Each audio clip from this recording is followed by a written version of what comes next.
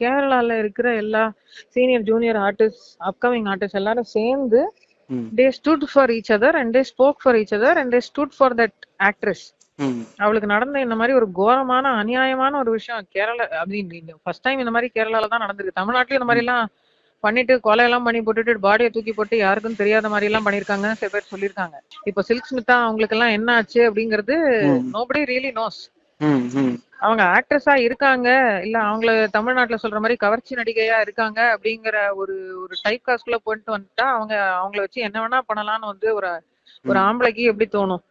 அது ஒரு வேலையா பார்க்காம அது ஏன் அப்படி தோணுது ஒரு ஆணுக்கு? அவளை I can use her body which ever way I want, அது திமிரு தானே. So I definitely think that Hema committee report மாதிரியோ இல்ல இந்த மாதிரி ஒரு ஒத்துமையா நின்று ஒரு ஒரு ஒரு நல்ல விஷயம் ஒரு ஒரு வேலையை வந்து தமிழ்நாடு இண்டஸ்ட்ரியில பண்ண மாட்டாங்க. அதுக்கான வக்கு கிடையாது தமிழ்நாட்டில்.